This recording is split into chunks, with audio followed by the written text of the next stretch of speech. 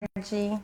Estamos começando aqui mais um ciclo do Trias e hoje nós vamos falar em como suportar o luto nas fases da vida. E para conversar aqui com a gente, vou convidar a Tamis e vou chamar o John aqui também. Vou chamar eles aqui para participar.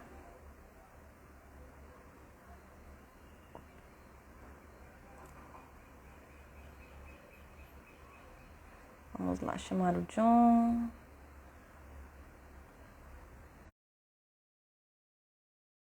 Vamos aguardar o John entrar e aí a gente já começa.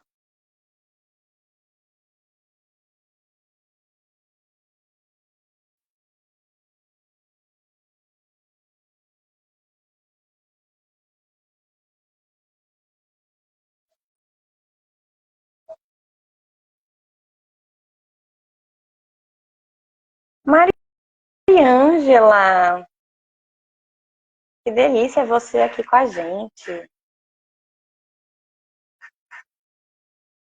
O John entrou. Vamos ver se o John consegue aceitar meu convite aqui para entrar com a gente. E aí em seguida a gente já chama a Tami.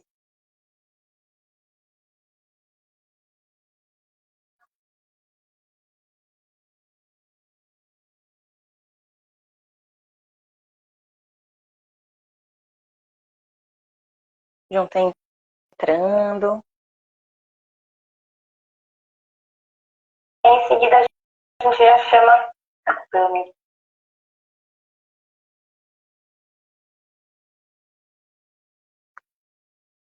E o John não tá aparecendo aqui para mim. Cadê o John?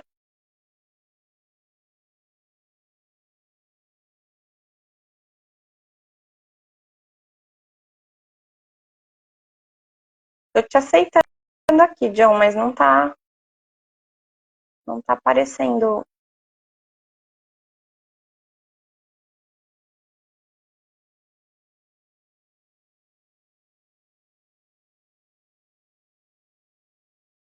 John, eu aceitei sua solicitação umas 3 vezes já, mas não entra.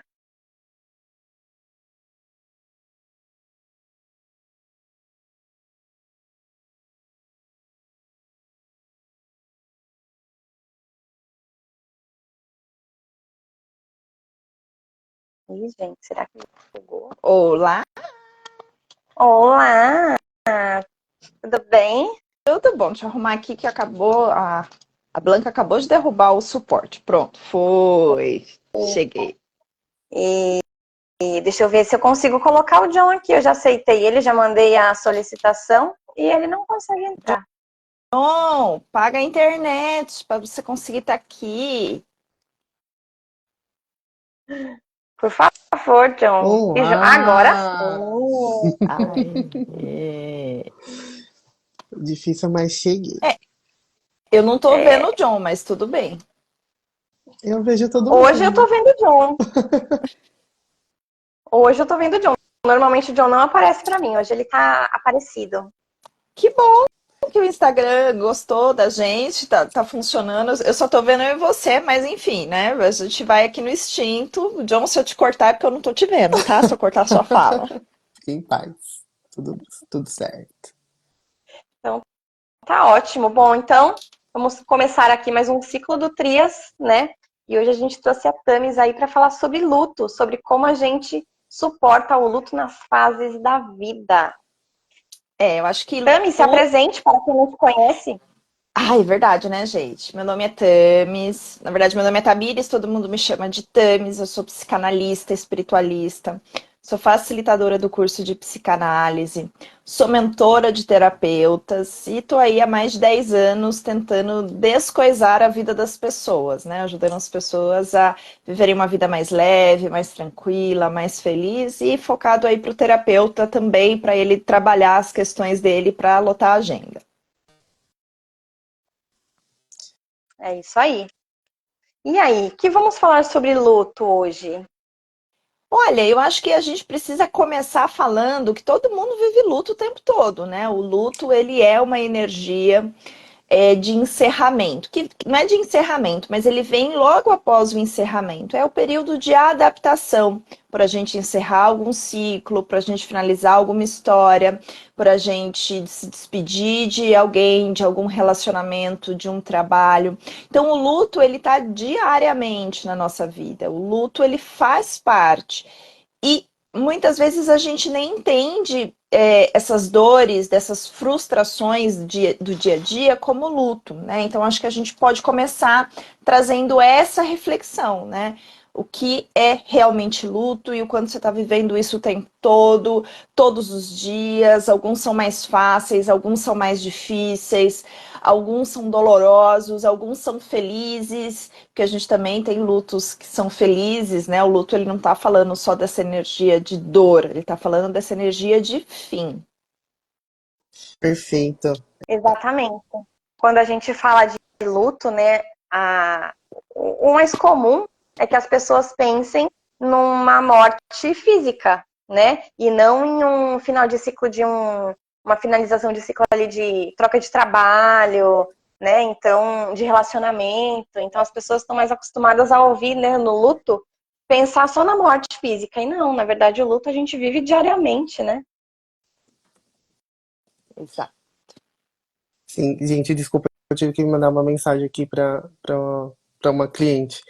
É, perfeito. A minha colocação, eu acho que é importante também, eu acho que muito se é dito, né? As pessoas devem ter escutado bastante isso, as fases do luto, né? E como que intercala, né? Se existe um espaço-tempo, como que é isso? Queria que a Thames abordasse um pouco sobre isso.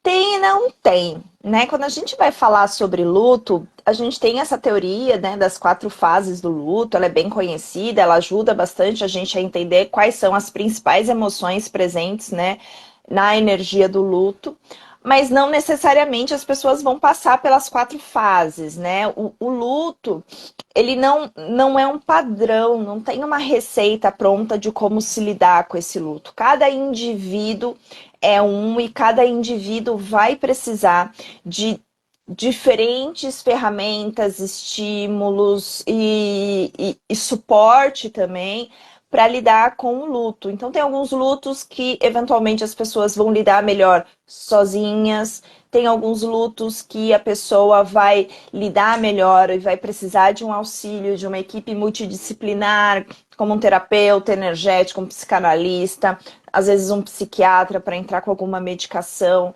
Então, eu acho que em primeiro lugar é a gente falar que não existe esse padrão, né? Não necessariamente todo luto vai ser tratado da mesma forma.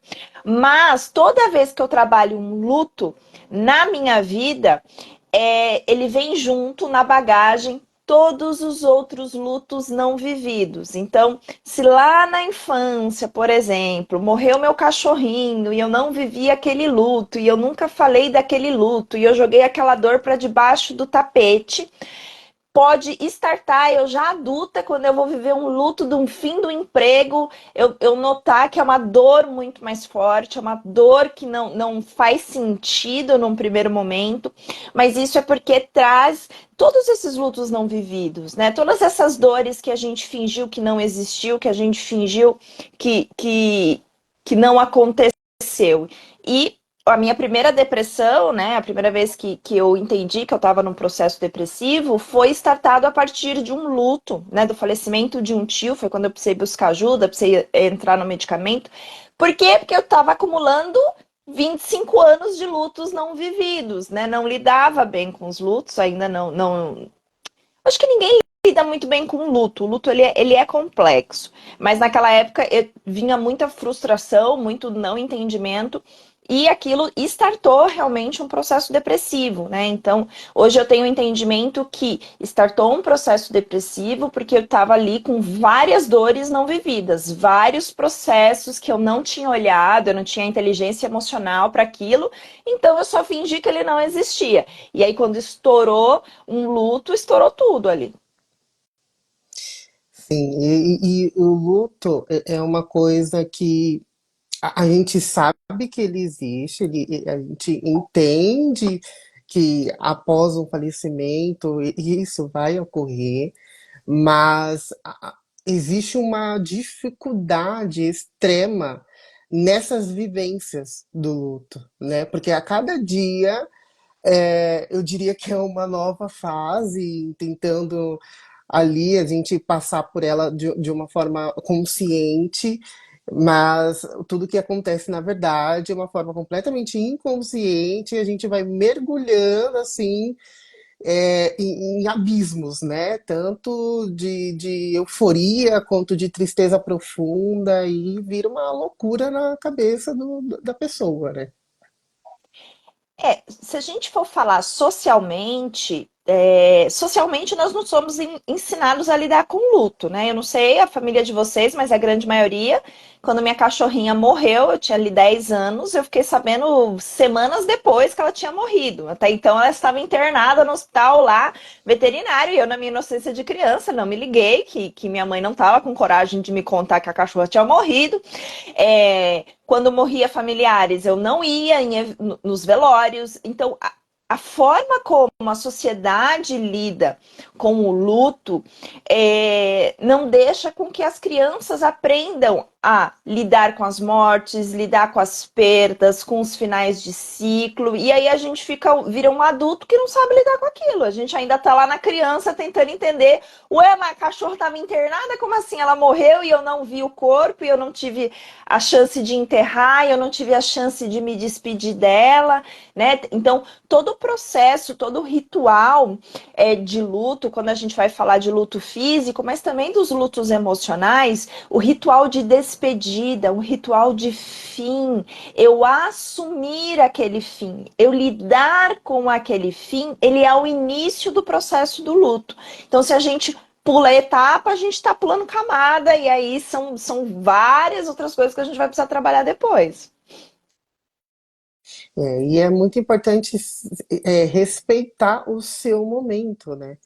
Porque eu, por exemplo, eu não dou conta de ir em velório. Ninguém entende isso. Eu sei que todo mundo não quer estar em um velório. Ninguém, Só não que é um ambiente que a gente não, gosta, né? não é um evento que as pessoas querem ir, né? É óbvio. Mas para mim é muito mais pesado do que eu diria para qualquer outra pessoa. Para mim, estar ali é como fosse uma morte, é como se eu tivesse morrendo junto. Então, eu não dou conta, e para explicar para o pessoal que eu não consigo, não é a minha, não é a minha praia, vamos dizer assim, não dá. É bem complexo, né? As pessoas elas tendem é como se fosse um ritual mesmo, né? Tem que estar ali, as pessoas têm que assistir, né? E eu não dou conta de ver tudo isso. Para mim, eu tive um luto, foi de um tio meu, eu acho que eu tinha uns 10 anos de idade, e para mim foi a pior coisa, não o fato de não aceitar o falecimento dele, mas de eu estar ali, eu vivenciando toda aquela cena. Para mim foi péssimo, assim, para todo mundo era, mas assim, eu digo numa profundeza maior, assim. Ó, Olha, a Insights da Bruxa colocou aqui, ó, eu não gosto de ver o corpo no caixão. Eu também não. Eu vou no velório, eu vou no enterro, mas no caixão eu não chego nem perto. Não é medo, é realmente uma coisa que eu não consigo lidar com aquilo, de ver a pessoa daquele jeito. não, Então, é, imagina, gente, ir dormir à noite e lembrar da cena. Não quero lembrar de ninguém no caixão, não. Quero lembrar de momentos felizes, né? Aí, John, eu te convido a pensar como é que a sua família lida com as mortes, né? Porque se a sua primeira memória é esse velório com 10 anos, o quanto isso pode ter afetado e te traumatizado a ponto de você não conseguir ir a velórios, né? Eu acho que a gente, é óbvio que tem as questões pessoais, às vezes de mediunidade, às vezes, né, de se impressionar ali com todo o processo da morte, porque é muito difícil. Enfim, eu tive uma tia que faleceu no meio da pandemia, e eu me arrependi de ter visto ela no caixão, porque ela não estava bonita, então aquilo me arrependeu, mas foi um processo necessário para o meu luto. Então, o quanto também a gente traz essa naturalidade, né? de lidar com essas despedidas. Não necessariamente você precisa ir no velório, não necessariamente você precisa ver o enterro, não necessariamente você precisa ir a uma missa de sétimo dia, né? Porque ainda aqui no Brasil tem muito essa cultura. Mas o que é que faz sentido para você ao se despedir daquela pessoa, né? Por exemplo, na pandemia, tivemos várias pessoas que não puderam viver o ritual de enterro, velório, ver a pessoa no caixão e etc. E isso afetou muito como as pessoas sentiram o luto, né? Essa minha tia que eu me arrependi de ter visto, ela faleceu no início da pandemia, eu consegui ainda ir no velório, foi um velório super curto, super rápido ali pelo processo, mas é interessante que eu consegui entender e notar a ausência dela quando começou a pandemia, acabou e a gente podia sair de volta. E aí eu comecei a notar a ausência dela na minha vida, do que seria uma vida normal. E aí eu tive que rever esse luto e como esse luto estava ou não estava bem resolvido. Então, alguns rituais eles são muito importantes e talvez algumas pessoas não vão conseguir participar dos rituais tradicionais, dos rituais impostos pela família, mas criar o seu próprio processo ritualístico de despedida daquela pessoa, de despedida daquele emprego. E há os lutos que são invalidados, né? Abortos, por exemplo, são lutos que são muito invalidados pela sociedade. Aquela mulher, aquele pai, aquela mãe, eles vivem aquela dor do luto. Animal de estimação, as pessoas invalidam muito a dor da perda do animal de estimação. Então, tem vários lutos também que são invalidados pela sociedade, e aí a gente acaba invalidando isso internamente. Ai, que besteira, vou ficar aqui chorando porque o cachorrinho morreu, mas aquilo tá doendo, mas aquilo tá machucando. Então, também tem. O luto ele tem muito a ver com a sociedade, né? O ambiente que a gente vive, as pessoas que estão à nossa volta, a nossa rede de apoio, falar sobre isso. As pessoas têm muita dificuldade de falar sobre essas perdas de uma maneira aberta também. Ai, desculpa, monopolizei aqui a fala. Fique em Fique à paz. vontade, pode monopolizar. E aí, um luto que a gente também não costuma ouvir falar, que a gente também não fala, são os lutos que a gente passa quando a gente muda as fases da vida, né? Da criança para adolescente, do adolescente para adulto, do adulto para o idoso, a gente também passa por luto nessas fases, né? Quando casa, quando começa a trabalhar, quando passa na faculdade. E aí as pessoas falam, ai, luta é coisa ruim. Por exemplo, a gente imagina que um casamento é um evento muito feliz, né? Que as pessoas estão muito felizes, está iniciando uma vida nova. Mas há o luto de deixar a casa da mãe e do pai, há o luto de deixar a vida de solteiro, há o luto de se deixar de ver enquanto indivíduo para construir a sua própria família. Então, tudo isso são lutos. Quando eu fui morar sozinha, gente, eu chorava todos os dias, assim. Todos os dias que eu chegava em casa e não tinha ninguém, eu chorava. E racionalmente não fazia sentido para mim. Eu me mudei para fazer faculdade. Tudo bem, eu sei cozinhar, sei lavar, sei passar, eu não tenho nada aqui. Mas era algo a nível emocional, não fazia sentido para mim racionalmente, mas eu precisava colocar isso para fora, né? Cortar o cordão umbilical da mãe. E olha, gente, que eu já me mudei mais que tudo nessa vida. Meus pais são divorciados, mais que eu morei com a minha mãe, mais que eu morei com meu pai, mais que a minha mãe foi embora, eu fiquei morando com a minha tia, com a minha avó. Então, assim, eu não tinha esse processo de simbiose com a minha mãe e foi doloroso. Agora imagina para a pessoa que nunca, que sempre morou com a mamãe, tem uma relação super gostosa com a mamãe, aquele processo todo, é muito mais doloroso. Eu Exatamente. imagino que seja um processo bem dificultoso, né? E tem aquelas pessoas que só de pensar na hipótese já sente, né? É aquela pessoa que sente a dor por antecipado, né? Não chega nem a ser uma ansiedade. É uma dor mesmo, assim, de meu Deus, estou saindo da casinha de mamãe. Não é o meu caso, tá, gente? Eu moro com minha mãe, mas não é o meu caso. Mas eu conheci algumas No meu pessoas caso, assim, é interessante isso, né? Porque o relacionamento com a mãe não vai acabar por conta disso. Vai se distanciar, mas é como se fosse um término, né? E no meu caso, minha relação com a minha mãe melhorou muito depois que eu fui morar sozinha, né? No meu também, no meu também. Acho que o meu luto, ele foi um luto um pouco diferente, porque eu senti assim uma libertação muito grande, mas eu imagino que para minha mãe tenha sido um luto, né, mais difícil, mais doloroso, porque ela era aquela de, ai, quero estar sempre aqui, né, sempre ali debaixo da minha asinha. Então, assim, tem diversas formas e cada um vai sentir de um jeito, né? Não tem como colocar num padrão, numa caixinha. Não, não tem. E não dá para queimar largada, não dá para tentar também acelerar o processo, né? O luto ele vai levar o tempo que ele precisa levar. Então, assim, é óbvio que um especialista vai te ajudar a dizer se aquilo está levando um tempo maior do que deveria e eventualmente começar a pensar, trazer ferramentas e estratégias, né, para trabalhar os sintomas, né, que a gente fala, que é a angústia, é a dor, né, porque luto prolongado, ele acaba levando à depressão, né, então pessoas que estão numa energia de luto muito prolongadas, elas podem vir a desenvolver uma depressão, e aí a depressão, ela é limitante em alguns casos, né, limita socialmente, afeta as outras relações, pode afetar no trabalho, então nesses casos, talvez precise fazer uma intervenção diferente.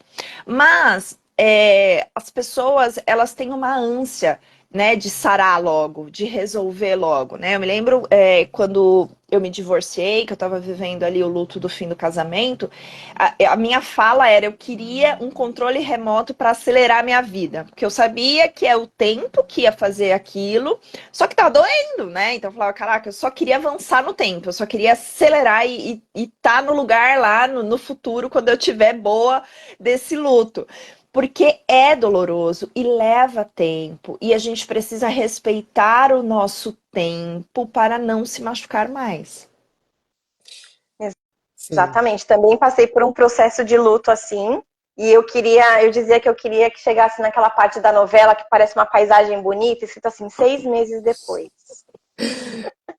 Seria maravilhoso se tivesse. Voltando um pouquinho no que a Yara trouxe, né, do luto nas fases da vida, da criança para a pré-adolescência, enfim, o quanto é doloroso a adolescência indo para a fase adulta, né? Porque é uma grande confusão na cabeça do ser, e aí é uma criação de identidade, porque tudo aquilo que ele vivenciou já não vai fazendo tanto sentido.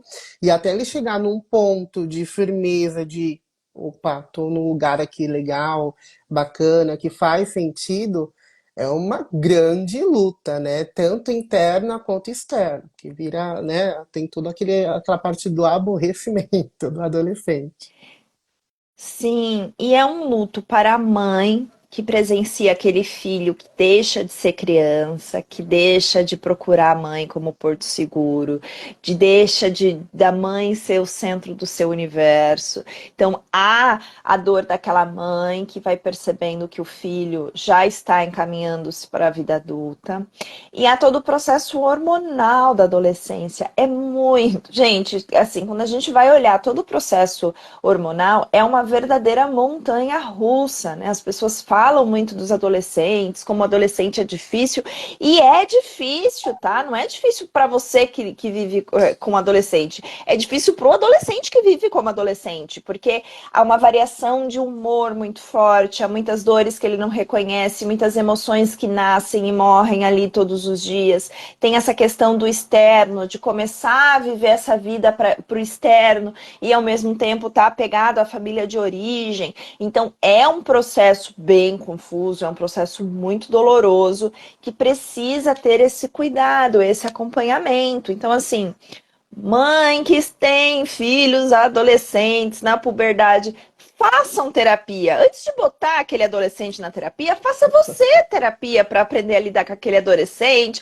parar de jogar, projetar a sua vida naquele adolescente, as suas frustrações, as suas coisas de infância. Também é importante você se olhar. Nossa, Exatamente, né? A gente sempre coloca a culpa no outro, né? Ah, porque meu filho tem que fazer terapia, meu marido tem que fazer terapia, mas a gente esquece às vezes, né, de se olhar. Muita gente esquece de se olhar primeiro. E aí eu queria também trazer aqui que o adolescente, além de passar por toda essa fase, por todo esse turbilhão de coisas, ele ainda tem que, muitas vezes, né, escolher uma carreira ali, né? Uma faculdade, um curso na faculdade, né? A gente às vezes é muito novo para fazer essa escolha e a gente acha que vai escolher uma coisa ali que vai ser pro resto da vida, né? Isso também é uma parte do luto, né? De sair ali do ensino médio, não sei se ainda tem esse nome, né? E ir para a É, faculdade, ou sair um cursinho e ir para a faculdade, enfim, não sei se é ensino médio, mas é também tem essa ensino médio. parte que também é bem desafiante, né? Sim, Deixa eu... Vai falar. é. Sim, Uhum. exatamente isso, né? Você, você ali escolher a sua carreira. Você tem 16, 17 anos, até ontem você estava aprendendo beabá na escola, né? E aí, de repente, você vai escolher uma coisa que você vai fazer para sua vida, né? Porque é isso que, pelo menos na minha época, né, quando eu era jovem, era exatamente assim como viam, né? Você vai escolher a profissão e aquela profissão que você escolher é para sua vida. Não tem um momento em que você vai intercalar que vai haver alguma mudança. É isso. Você vai morrer assim, com essa profissão. E não só isso, né? Muito é comum os adolescentes estudarem a vida toda com as mesmas pessoas, né? Então, tem amigos de longa data da escola e essas pessoas não vão fazer faculdade ou não vão fazer a mesma faculdade. Então, você vai sair de um lugar que traz uma certa segurança, uma certa confiança para conhecer pessoas novas que você não faz ideia de quem é, de como são. Numa faculdade que tem pessoas de todas as idades, de todos os lugares, de todos os jeitos. Há uma miscelândia muito forte ali no sistema universitário, né? Então, uma mudança muito brusca na vida daquele adolescente ou daquele jovem, né? Eu comecei a fazer faculdade um pouco mais tarde, eu tinha ali 19 anos, 19 para 20 anos, eu acho. E eu vejo o quanto foi bacana, porque eu escolhi o curso, eu já tinha maturidade para lidar com a responsabilidade de fazer faculdade, de trabalho, de prova, disso e daquilo. E era algo que eu não poderia jogar responsabilidade para ninguém. Porque foi eu que decidi, foi eu que escolhi, foi eu que busquei, foi eu que fiz, foi eu que me comprometi.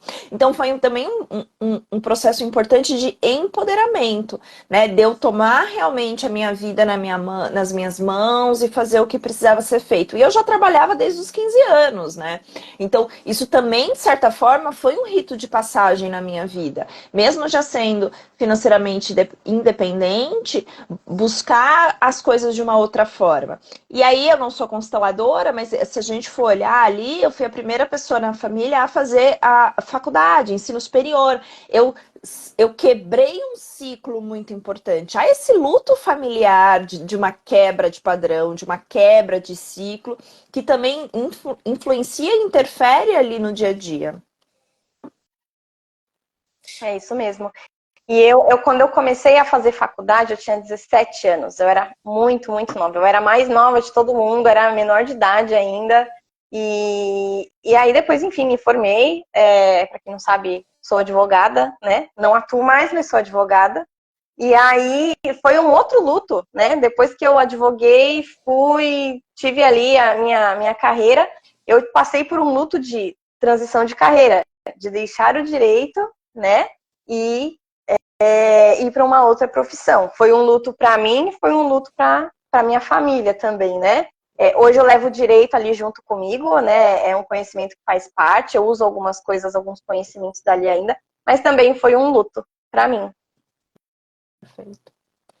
A gente está vivendo luto o tempo todo, né? E o que vai diferenciar o quanto a vida vai ser mais leve ou não, né? Porque o tema da live é como suportar os lutos da vida. Eu acho que, primeiramente, reconhecendo essas dores, esse sofrimento, né? Essa angústia dos fins dos ciclos, né? Também precisei, eu fiz a transição de carreira, eu também precisei ali fazer o luto, né? Daquela profissão, daqueles anos dedicado àquele negócio que, por mais que eu traga o conhecimento, não, definitivamente não é exatamente igual. Então, eu acho que a primeira o primeiro passo para a gente começar a trabalhar isso é assumir esse luto, é reconhecer esse luto, é respeitar e validar esta dor, desta perda ou desta despedida. Eu não posso tratar, eu não posso cuidar daquilo que eu não assumo que eu tenho. Então, em primeiro lugar, é olhar e assumir aquilo. Perfeito. E isso é essa, eu diria que é a parte mais difícil, né? É aceitar todo esse processo de reconhecimento, de entendimento daquilo que está sentindo, daquilo que está vivendo, né? Para conseguir tornar isso mais leve, o respeito. E aí, indo para fugindo um pouquinho do tema, essa é a parte muito que pega, né? O autorrespeito. Para você conseguir chegar no autorrespeito, você precisa entender os seus valores, né? E aí, muitas das vezes, as pessoas não conseguem chegar nesse acolhimento por não entender aonde tá esses valores, quais são esses valores, né? E aí vira um processo ainda mais dificultoso, né? Esse processo do luto. Exatamente. Às vezes a gente aperta o botão do automático, né? E quer ali parecer um trem desgovernado, né? Ah, não vou sofrer por isso, vou passar por cima. E aí a gente pode falar de todo e qualquer tipo de luto aqui, né? Não, já foi, já acabou. E aí a gente acaba não vivenciando esse luto, né? A Thamis falou aí dos lutos prolongados, né? E aí, quando a gente não vive o luto, como é que fica, Thamis? Bom, nada vai pro vazio. Você joga fora. Jogar no lixo é jogar para dentro do inconsciente. É isso que acontece. Então, não existe luto não vivido. Você não viveu ele ainda. Ele tá só esperando aí algum momento pra você abrir o armário e ele fazer bu na tua cara, né? Então, então assim, não existe essa possibilidade, né? Isso acontece muito com relacionamento, né? Ai, não vou ficar sofrendo, ele não merece, né? O sofrimento do luto não tem nada a ver com o outro, é com você.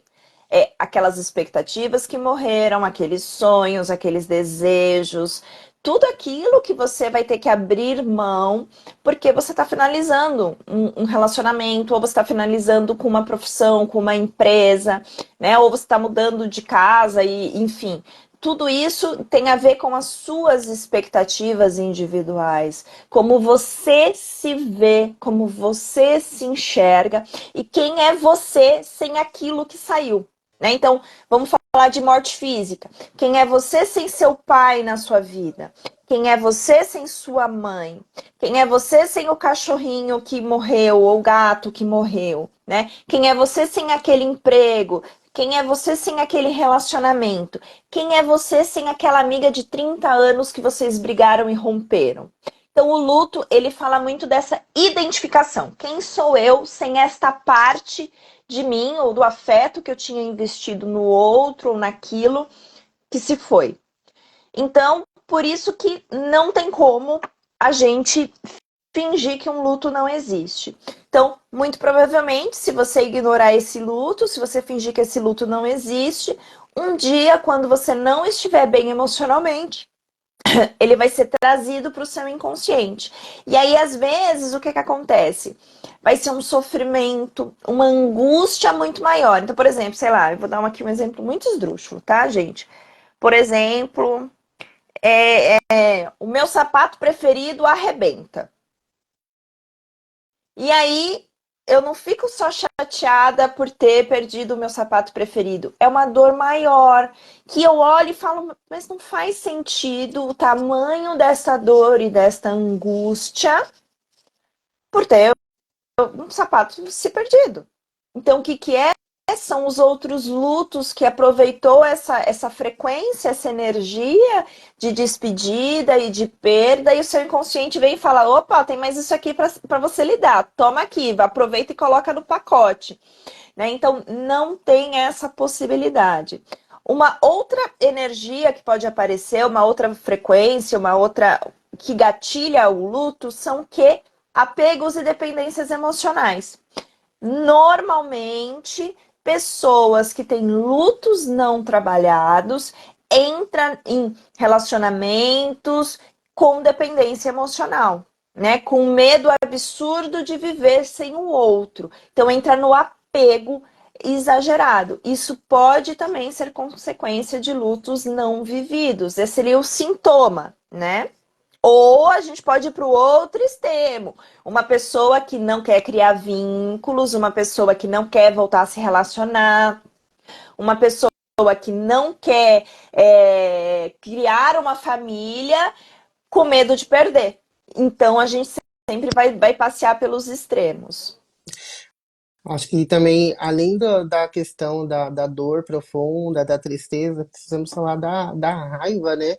Que ela é meio que entra ali como a negação, né? Mas eu já vi casos assim de uma raiva extrema, profunda, né? Como se aquilo tivesse, sei lá, provocado alguma coisa ali na pessoa, que a única coisa que ela poderia fazer ali é revidar, né? Como se ela pudesse, se ela tivesse a oportunidade de se vingar, ela faria, de tanta raiva que brota ali, né?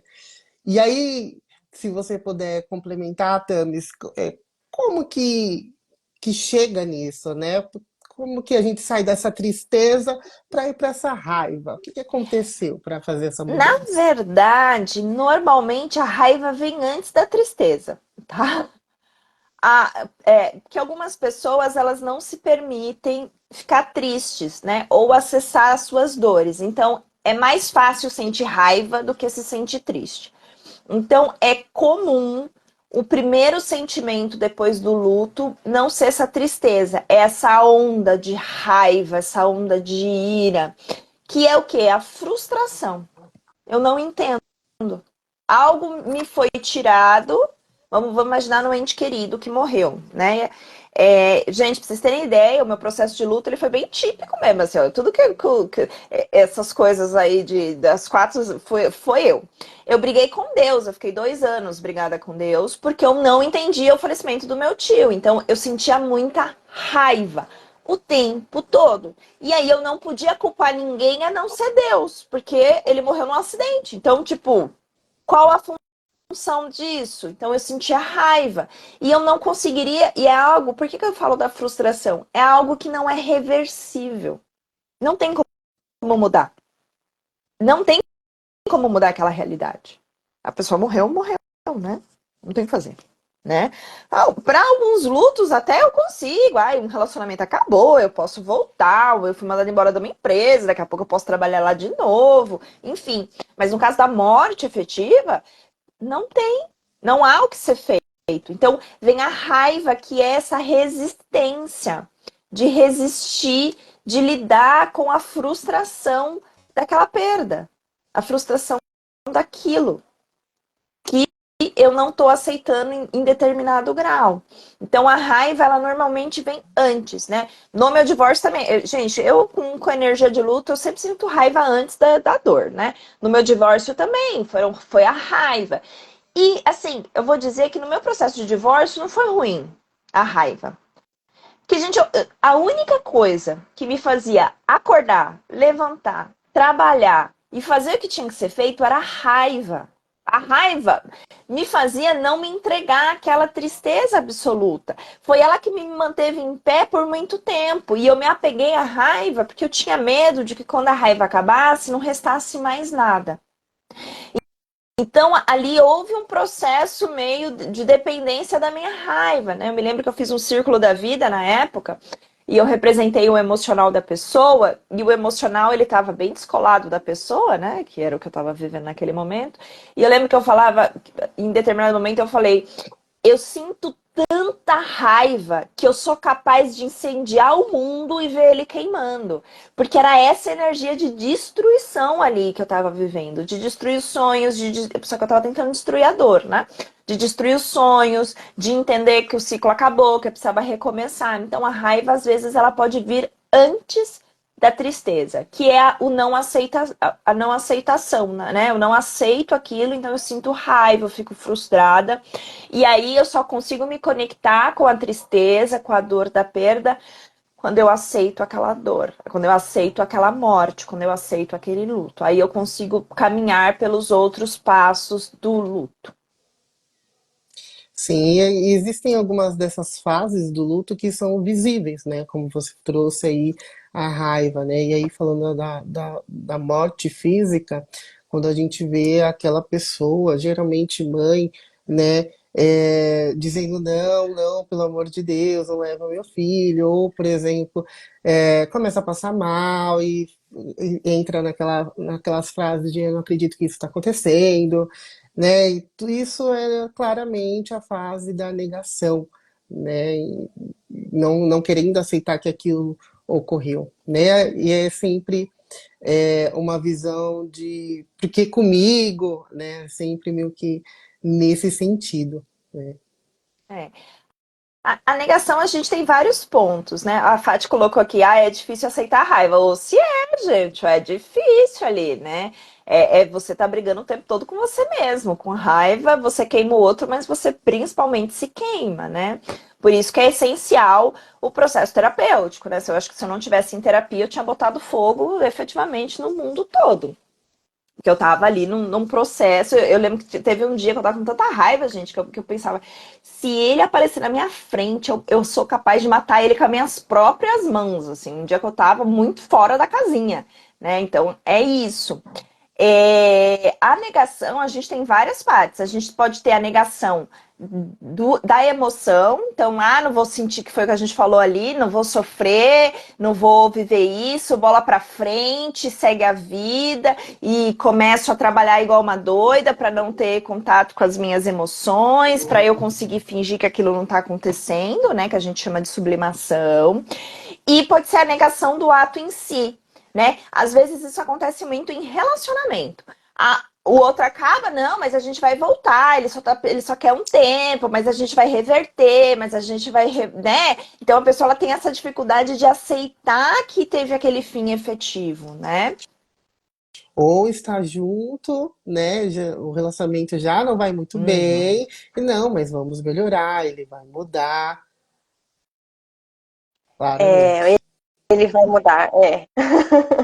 É exatamente, né? A gente fica achando, achando, achando e na verdade já tá passando por aquilo, já tá sofrendo aquilo, né? Vou contar para vocês que quando a minha avó faleceu alguns anos atrás, já tem uns 8 anos mais ou menos. Eu lembro que ela faleceu no final de semana, foi num sábado de manhã, quinta-feira eu tava na balada. Não queria aceitar, né? Não, tá tudo bem. Mas era ali a não aceitação, né? De, tá tudo certo, não tem nada acontecendo, eu sou forte, né? E aí depois é que eu vim viver aquele luto, porque eu era muito apegada a ela, tudo mais. Então, assim, foi também complicado. Também teve a questão da raiva, que foi bem, né, difícil de aceitar aí, mas com o tempo, com muita terapia, né? A gente vai aceitando e vai passando aí por essas fases. Eu, É. às vezes a ficha ela demora a cair, a gente ganhar consciência do que ocorreu, né? Eu lembro também que quando eu soube da informação que a minha avó faleceu, a minha frase foi meus pêsames para minha mãe e tipo toquei com a vida, assim. E aí demorou dias para eu entender, peraí, minha avó faleceu, né? E aí, ao mesmo tempo, quanto foi duro para minha mãe ter visto esse, tipo assim, como assim? Né? Como se tá faltando uma coisa aí, né? Não tem uma tristezinha, sabe? Então, é bem complexo isso, né? Quando a gente começa a falar sobre luto, porque são várias emoções que surgem que a gente não se dá conta, né? Muitas das vezes. E o quanto a gente às vezes está no piloto automático, né? Eu recebo a notícia da morte do outro, eu não paro alguns segundos para entender como é que eu estou me sentindo, né? Deixa eu ver como é que essa informação ressoou aqui no meu corpo, no meu emocional, deixa eu respirar fundo, deixa eu ver como é que eu estou me sentindo, né? Às vezes a gente não tem, a gente simplesmente responde, a gente vai no piloto automático, a gente vai fazendo as coisas e aí aquilo vai se tornando insustentável e a gente é obrigado a olhar para aquelas emoções que a gente está negligenciando. Sim. Então, mas eu gostaria que você trouxesse a aceitação. Como que é quando passamos a aceitar esses lutos? A gente entra numa, meio que numa euforia, é isso?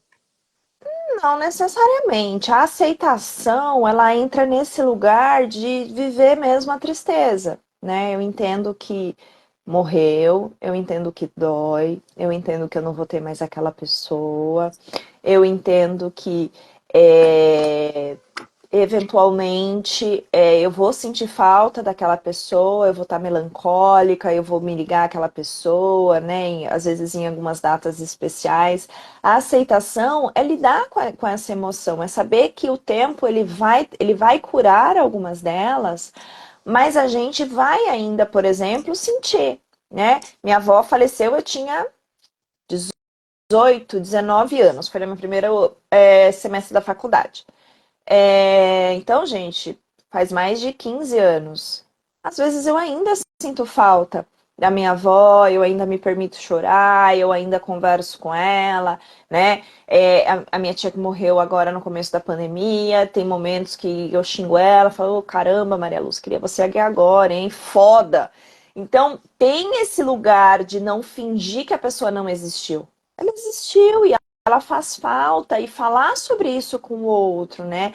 Há muito tabu sobre o luto. Ah, eu não vou mostrar minha dor pro outro porque o outro não vai conseguir lidar com aquilo, né? E na verdade não, aquilo pode ser um fato curador de duas pessoas juntas falando sobre a falta que um ente querido faz e chorarem juntas sobre aquilo e conversar e aí já emendar em histórias engraçadas e já conseguir rir daquilo, né? Então a aceitação é isso, é entender que tem algo que falta, tem algo que não vai, algumas coisas não são substituíveis, né? E a gente tem que aprender a lidar sem a existência daquilo na nossa vida, né? Eu fiz um texto há muito tempo atrás que a chamada do texto é a gente não vai nem sempre a gente vai preencher o que nos falta e tá tudo bem, né? Porque algumas coisas não podem ser preenchidas. A lacuna da perda de uma mãe não consegue ser preenchida. Você não tem como se arrumar outra mãe.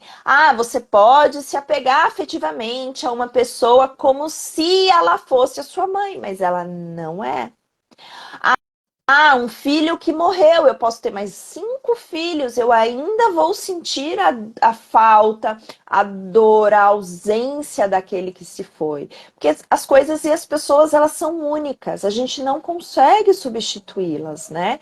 A gente consegue seguir a vida e construir coisas diferentes, e se casar de novo, enfim, mas isso não vai jamais substituir o que eu tinha com aquela pessoa. Isso pode ser bom, isso pode ser ruim, né? Porque às vezes é bom é livramento, né, gente? Sim. O processo do luto, ele é bem intenso, né? Eu acho que para as pessoas aí que estão nos seguindo aqui, nem todo mundo que está aqui assistindo a live ou que vai assistir no gravado, que não são terapeutas, é importante a gente trazer que a melhor forma de lidar com esse luto, independente de qual fase seja da vida, é justamente se respeitar, né? Tentar entender o que que você está sentindo, viver um dia de cada vez, e se acolher dentro de cada sentimento, se acolher na tristeza profunda, se acolher na raiva, né? Se acolher na decepção, né? Quando a gente fala de luto, de morte física, há muita decepção, há muito um sentimento de culpa, né? Podia ter feito diferente, eu podia ter falado isso, né? Eu podia demonstrar mais afetividade, né? E tudo isso é muito complexo, porque a gente nunca sabe quando a pessoa vai partir, né? Então, não é se culpar, é entender que não era para ser, de repente, né? De repente essa pessoa até inclusive sabia de tudo isso e você tá achando que não, né? De repente a pessoa tinha total certeza que tinha afetividade, que tinha, né? Mas por algum motivo se rompeu, né? Houve um distanciamento. Acho que é importante a gente trazer isso, porque o maior sentimento de dor, assim, quando uma pessoa falece, é esse, né, que a gente vê por aí nos casos, tanto de televisão, de pessoas conhecidas, é sempre um sentimento de culpa, um sentimento de decepção, de podia ter feito diferente, podia ter demonstrado mais, podia ter falado que amo, né? E nem sempre dá. E pegando um gancho aí, John, muitas vezes as pessoas não tratam o luto porque elas sentem que essa dor é a única coisa que liga aquele ente querido. Então, como assim eu vou melhorar? Eu vou seguir minha vida e aí eu vou deixar de honrar aquela pessoa. Então, às vezes a dor, ela entra como um mecanismo de apego. Não seria justo eu esquecer essa pessoa e seguir em frente. Eu não estaria honrando se eu seguisse em frente e não me lembrasse, não sofresse, não chorasse por ela todos os dias. Então, às vezes, há essa resistência da gente procurar ajuda, da gente procurar tratamento adequado, porque você sente que essa dor é tudo que te restou daquela pessoa, né? Então, por exemplo, eu tenho meu pai que acolheu e criou minha vida e foi incrível e maravilhoso e ele morre e a dor é a única coisa que me resta, né? A única coisa que me resta dele. Então, eu não vou querer me desfazer daquilo. Então, às vezes é importante também, por isso que eu digo sobre o tempo do luto. A gente precisa respeitar o nosso tempo, a gente precisa entender que não é do dia para a noite, mas a gente precisa de ajuda especializada. É muito bom a gente ter uma rede de apoio, amigos com quem conversar, com quem ligar em dias que não estiver bem e ter aquele acolhimento. E é essencial o acompanhamento terapêutico para um terapeuta dizer, virar para você e dizer, olha, passou do ponto. Você não vai conseguir voltar daqui, a gente vai precisar fazer uma intervenção, porque você está muito apegado a essa dor, ou você startou vários lutos nesse processo, você está entrando num processo efetivamente depressivo, né? Então, é essencial o acompanhamento de um profissional para entender quando está dentro do saudável e quando você está se perdendo no processo, porque pode acontecer. Perfeito. E não só pro luto, né, gente? Terapia sempre é bom para tudo, né? Acho que se pessoas fizessem mais terapia do que praguejam, do que, né, vão pro barzinho, o mundo estaria bem mais confortável, né? Eu diria. Acho que não fácil, mas confortável para cada um. Porque se reconhecer faz parte, né? Se você não se reconhece, aquilo que você vai entregar para o outro pode ser um total de machucar, né? De feridas, um total de dores, né? Então, as pessoas sempre entram numa frequência de assim, eu não faço nada para ninguém, né? Mas às vezes uma frase que você utiliza tem muito mais a ver com você do que com outra, né? E aí você nem percebe do quanto precisa ser trabalhada aí e ficar vivenciando as coisas de modo, vamos dizer, não errado, mas é, de dores que não fazem sentido, né? Que já podia ter sido trabalhado, já podia ter sido, né, mudada a frequência. Eu acho que o processo terapêutico ele traz a consciência de que nós somos donos da nossa vida e que todo o sentimento que a gente tem dentro da gente é de nossa responsabilidade, seja ele bom ou não. Então, o quanto você está sendo responsável mesmo pelas suas emoções, pelos seus sentimentos, pelo seu sofrimento, pelas suas dores e o quanto você está terceirizando isso. É isso. Se a gente aprendesse, né, sobre isso desde criança, ouvisse falar mais sobre lutos, né, diversos tipos de luto ali de criança também, quebrando esse tabu, né, de falar sobre morte, inclusive, eu acho que hoje a gente estaria muito mais leve aí nas nossas vidas, né? E como o John falou, não faço, que a pessoa pode dar esse exemplo, não faço nada para ninguém, mas o que a pessoa está fazendo para ela, né? Às vezes ela tá ali se maltratando, se machucando e não tá nem percebendo. Quando a gente vai estudar sobre enfrentamento ao luto, né, os principais especialistas, eles falam sobre essa normalização com a criança. O que é normalização? É fingir que nada aconteceu? Não. É normalizar a morte porque ela acontece. A única certeza que nós temos aqui é que nós vamos morrer. Todos nós que estamos aqui, eu vou te contar um segredo, um dia você vai morrer. Se você não pensou sobre isso, pense. Porque um dia tu vai morrer. tá? E pode ser amanhã, pode ser mês que vem, etc e tal, mas tu vai morrer. E aí as pessoas, elas não falam sobre isso. Elas não falam como elas querem ser enterradas, elas não falam como é que elas querem uma cerimônia de velório, não pensam se quer ser enterrada, cremada, não sei o quê. E aí tem a família que acabou de perder aquele ente querido, e tem que cuidar de um monte de coisa prática que não faz ideia de como a pessoa queria que aquilo fosse cuidado e lidado, né? E ainda tem que se preocupar com esse tipo de coisa. Então, assim, é trazer a morte nesse lugar de normalidade, né? Todo mundo aqui em casa sabe, gente, eu acho gente, a visão pessoal, pelo amor de Deus, não é julgamento. Eu acho uma falta de respeito as pessoas baterem palma quando o caixão tá baixando, né? E aí eu falei pro meu sobrinho essa semana, eu falei, você não vai me deixar ninguém bater palma no meu velório, pelo amor de Deus, porque eu vou vir puxar teu pé, né? Então, tem as coisas que eu não gosto e que eu falo, não quero, né? Minha família, ela é muito religiosa, ela é muito católica, mas eu sou um bandista. Eu quero um sacerdote da minha religião. Não quero ninguém que Ave Maria, crendo aos pais, não sei o quê. Não quero, quero algo que faça sentido para mim. Então, isso também é trabalhar o luto. É trazer essa possibilidade para a família da morte, da partida, o que você gostaria que fosse, como é que você gostaria que fosse. Falar com as crianças sobre essa possibilidade. Animalzinho de estimação morreu, deixa essa criança se despedir desse animal de estimação. Não compra outro peixe e bota no lugar um peixe igual. Deixa a criança se despedir daquele animal. Isso vai ser muito importante para a criança lidar com as frustrações da vida. A gente não controla tudo. Então, começa a inserir esse assunto, né? Não sei, vocês podem criar um ritual da criança, levar a criança todo dia para rezar, acender uma vela para aquela pessoa. Aquilo é uma forma de trabalhar o luto, né? Se vocês quiserem, eu posso fazer algumas indicações de bibliografias para trabalhar o luto, né? A gente tem a morte é uma experiência que precisa ser vivida. Esse é o nome do livro. Eu não vou me lembrar a autora agora, mas ela é acho que é uma enfermeira especialista em cuidar com pessoas ali já em estado de falecimento, né? Então ela traz várias reflexões sobre a morte. O Capinejá, ele fez um livro maravilhoso, eu não me lembro o nome aqui, deixa eu ver.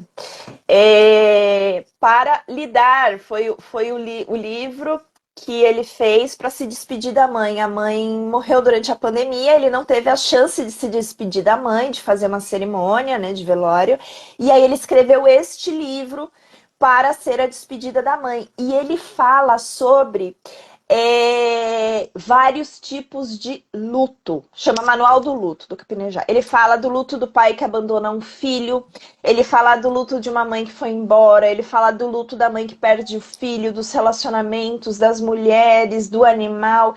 É, assim, um livro riquíssimo de reflexões e de coisas bonitas e de validar alguns lutos também, assim. Ele colocou toda essa dor dele num livro que eu achei que foi fantástico, inclusive, gente. Quem puder, leia. Lerei, Perfeito. até anotei aqui, perfeito. Show. Ai, não é o Manual do Luto, desculpa, gente. É o Depois é Nunca. O Manual do Luto é outro Hum, que eu não li. O nome do livro é Depois é Nunca, que eu acho maravilhoso, que é isso que ele fala. O depois não existiu porque ela se foi. Então, o depois nunca.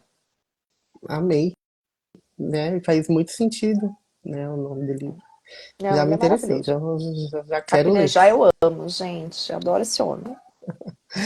Adorei. Bom, acho que então, Anotei aqui, lerei, com certeza. acho que já estamos indo para os momentos finais. Tamis, diga-me o que você tem de agenda, como que estão as coisas aí, como que faz para entrar em contato com você? Como é que eu tô de agenda? Eu tenho um horário de agenda nesse momento, então se alguém tiver interesse, eu tenho aqueles horários maravilhosos de madame, que é quinta-feira, 16 horas. Então, se você é uma madame, se você é Isso. dona da sua agenda, se você tem uma agenda flexível, eu consigo lhe atender. Horários noturnos já não existem mais, nem matutinos, né? Não tenho nenhum evento, nenhum curso por aí, mas quem tiver interesse, me segue nas redes sociais. Muito em breve eu vou lançar um workshop para olhar para a criança interior, então é importante, ó, se você tiver Legal. questões de lutos, de repente, vai te ajudar bastante. Eu acredito que lá para maio eu já consiga executar, porque eu estou testando aí, né, gente? A gente não faz nada sem testar, então a gente está testando para ver se está tudo bem, se as pessoas não vão morrer no processo, e aí em maio eu lanço. Perfeito. Bom, então vou aqui falar do Trias, né? Essa live ela faz parte dos ciclos do Trias. Tamis, você está super convidada para participar. Não sei se você vai ter horário, mas você está super convidada para Se participar do tiver Círculo horário, da eu Vida quero, mas o problema é que vocês fazem de terça. Que dia que vocês fazem mesmo? Nem de lembro. É de, quarta. de quarta e sexta. É, quarta e Tá. sexta. Quarta não rola, mas talvez sexta role. Depois vocês me mandam a programação. Perfeito. Ah, tá bom, a gente te manda. Tá bom? Pode O, falar, John. o Trias ele é dividido em três, que é seguido de uma live, um Círculo da Vida e um tratamento com a meditação e a magia. Então, se você aí tem processos de luto que precisa ser olhado, que precisa ser, né, visto aí de uma forma mais acolhedora, sente que você precisa de um tratamento, né, convido vocês a participarem do Círculo da Vida que vai ter agora, quarta-feira, 16h30, e do tratamento energético, né, com a meditação com a Yara na sexta-feira. Yara, aí você explica, por favor, como que funciona, como que é tudo isso. É isso aí. Na quarta-feira, então, a gente faz o Círculo da Vida. A gente vai tratar esse assunto do luto, né? E aí, na sexta-feira, a gente vai ver o que vai sair ali naquele círculo, né? Que não tem como prever ali o que vai sair, o que vai acontecer. A gente, depois que passar, então, pelo Círculo da Vida, a gente vai tratar tudo isso na sexta-feira com a meditação, com o exercício de inteligência emocional e também na magia. Então, tudo que sair ali no círculo vai ser trabalhado energeticamente, né? E dentro da magia ali também. Então, se gostarem aí desse tema, quiserem entrar para o Trias, dá tempo ainda. O Tem no Trias meu link. cada mês é um tema diferente? Como é que funciona, Yara? É a cada 15 dias. Então, o Tá. ciclo do Trias, ele é uma semana, né? E aí, então, por exemplo, a gente está começando um novo ciclo hoje, né? Que a gente vai falar do luto. Então, segunda, quarta e sexta. Segunda-feira é live, quarta-feira é o círculo e sexta-feira é o tratamento energético. Aí, na outra semana não tem nada e na outra semana, né, depois de 15 dias, a gente vai trazer um outro tema para ser trabalhado. Não necessariamente vai ter a ver com luto, mas às vezes pode ser que tenha alguma coisa aí a ver com luto ou não, né? Já aconteceu em ciclos passados deles se ligarem ali, né? Sair alguma coisa num círculo e no próximo tema ter alguma coisa com que saiu. Mas as pessoas podem entrar em uma assinatura no Hotmart, as pessoas podem entrar a qualquer momento, sair a qualquer momento. E esse mês está com um valor ainda bem legal, bem acessível. Então, assim, quiserem participar, para conhecer, para saber como é, tá R$ 49,90. A partir de abril vai para R$ 109,90. Então, quiserem conhecer, aproveitem aí esse valor que tá super especial, vejam se gostam, enfim, e dá para cancelar a qualquer momento também. Perfeito. Acho que Sim. Gente, quem não tem hoje condições de fazer, acho que terapia semanal, que é o indicado, esses tratamentos, né, esses processos coletivos, eles são ótimas opções, né, para tratar algumas questões. Então, gente, fica de olho, porque, ó, super oportunidade. Um círculo da vida individual é R$ 350, tá, gente? Só pra vocês saberem. Exatamente. A gente gosta de falar que R$ 49,90 não é nem um jantar no shopping, né? Não. Em São Cem- Paulo, ninguém paga isso, não. R$ 109,90, então não é nenhuma balada.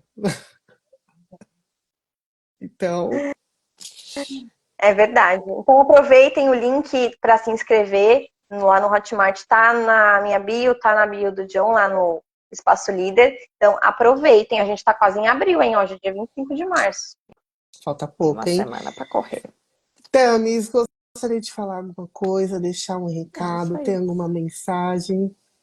Ah, gente, eu acho que olhem com carinho para essa questão do luto. Vejam se vocês não estão apegados à dor, para se ligar a essa pessoa, a esse ente querido, a esse emprego. A raiva também pode ser um efeito de ligar ainda, né? Honrar aquilo que se foi. Então, olhem com carinho. se permita cuidar disso de uma maneira diferente, né? A gente está vulnerável e deixar o outro fazer o acolhimento, que é muito do processo terapêutico, é maravilhoso, gente. Você não precisa lidar com tudo sozinho, né? O que eu falo para meus clientes é que às vezes eles falam assim: ah, mas eu consigo. Eu falo que você consegue, eu sei, mas precisa ser sozinho? Porque a grande maioria das vezes não precisa. A gente se coloca isolado, a gente se coloca nesse lugar de sozinho, quando a gente pode e deve contar com ajuda, porque fica muito mais leve, fica muito mais gostoso. Exatamente. E quem é terapeuta tem isso, né? Muito mais do que pessoas que não são terapeutas. Ai, mas eu consigo lidar, eu sou terapeuta, eu sei ali várias técnicas. E não, na verdade, você é só um ser humano que precisa de outro ser humano, um terapeuta para estar ali te acompanhando e te dando, né? Às Ai, vezes gente, eu um só falo, olhar que você ainda não eu viu. cuido tanto dos outros que quando eu posso, eu saio pagando. Me faz massagens no cabelo, no pé, terapia energética, nem terapia energética, nem magia eu tô querendo abrir pra mim mesma, é tudo outro, porque eu quero ser acolhida, tô cansada de acolher, porque senão parece que eu tô trabalhando. Então eu quero ser acolhida pelo outro. Se deem esse prazer que é bom demais. Perfeito, eu tô na mesma vibe. Nem imagina, não tô querendo abrir uma linha. É isso aí, é isso aí. Bom, o Bom também tem agenda disponível, eu também tenho agenda disponível, o Tamis tem um horário aí, procurem a gente e assinem o Trias. Entrem, conheçam, vejam se vocês gostam, se é para vocês ou não. Estamos aí, qualquer coisa, né? Chamem a gente. Ótimo, Perfeito. obrigada Tavis, pelo muito convite. obrigado. Adoro estar aqui. Qualquer dúvida pode chamar lá também que a gente responde. Se tiver alguma dúvida de luto, se tem algum caso pessoal que às vezes não se sentiu à vontade de falar aqui, né? Pode chamar a gente no direct que a gente conversa, tá, gente? A gente Com responde. certeza. Bom, Com um certeza. beijo, Yara, um beijo, Tavis, e até mais, gente. Tchau, tchau. Beijos, até.